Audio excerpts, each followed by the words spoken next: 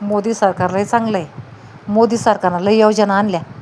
कोणत्या योजना आणल्या आणि त्या कोणाला भेटू राहिल्या? हां हो, पार तुम्हाला सांगते, जन्मचे कागदपत्र एक योजना करते, त्या जन्मचे कागदपत्र लागते पार त्याला.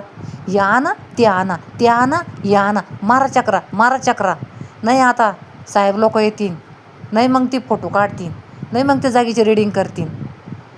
हो, एक शेडपट बांधून देतो सरकारला, 50 चक्रा मारायला लावतो, 50 कागदपत्र लावतो आणि त्याचे ते लोक म्हणतात नाही आज नाही उद्या या. हां काय तुम्हाला सांगते, आज काय सर्व्हरच डाऊन आहे. हां त्यांना समजा काम सोडायचं, पिशीमध्ये ते बीडबासन भरायचे पुस्तकं, चालला चक्रा मारायला. नाही नाही आज नाही उद्या या, चालला घरी. कोणत्या योजना काढ्या सरकारनं, कोणाला भेटू राहिल्या त्या? हां हो, यांच्या भल्या भल्या तुम्हाला सांगते, यांचे मोठे मोठे यांचे आले हापिसं. हां आणि शेतकऱ्याला एक शेड बांधायचं तर कसं बांधावं, त्याला रात्रात झोप येत नाही. कसे स्टील आणावं, पत्रे पुढं घ्यावा, पत्रेचे लय भाव झाले. काय करावं आता, स्टील काय भाव आहे का नो?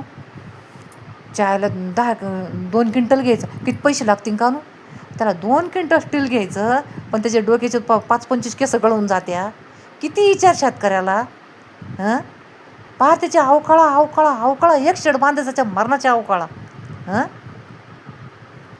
आणि यांचं मुंबईला जा, यांची हापिसं पा. हां काय तुम्हाला सांगते, काय करणार आहे आपण तरी तुम्हाला सांगते. हां समजा नक्की केली पाहिजे, सरकार पाळलं पाहिजे. म्हणजे सरकार काहीच कामाचं नाही, लांड्या लवडचं सरकार आहे. हे मोठ्या मोठ्या गुंड लोकांचं सरकार आहे आणि सरकारसुद्धा गुंड आहे. हे गरीब लोकांचं सरकार नाही, हे शेतकऱ्याचं सरकार नाही. शेतकऱ्याला कधीच वर देऊन देणार नाही. हे सरकार जर राहिलं तर शेतकऱ्याला फाशाच घ्यावं लागतील, शेतकऱ्याला आत्महत्याच करावं लागतील. आणि या सरकारला काहीच घेणं नाही, काहीच घेणं नाही. पण अहो आपल्या अवकळून आपला विचार करा ना, आपल्या काय अवकाळा चालल्या. हां आपल्याला डोक्याला कौंगा लावायला टाईम नाही, डोक्याला कुकू लावायला टाईम नाही आहे. हां घाई घाई घाई घाई पाण्याची बाटली, डोक्याला कार्पं घ्यायचं, घाई घाई चपला घालायचं, घाई घाई घाई उचलायचं आणि पळत चालायचं वाटाना.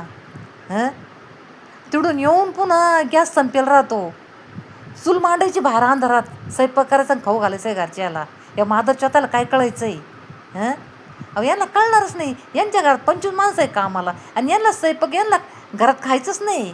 अहो यांचे जेवणाचे खर्च आहे तुम्हाला सांगते महिन्याचे 3-3, 4-4, 5-5 लाख रुपये. हां या मोठ्या मोठ्या हॉटेलमध्ये जेव्हा ते तुम्हाला सांगते. आपली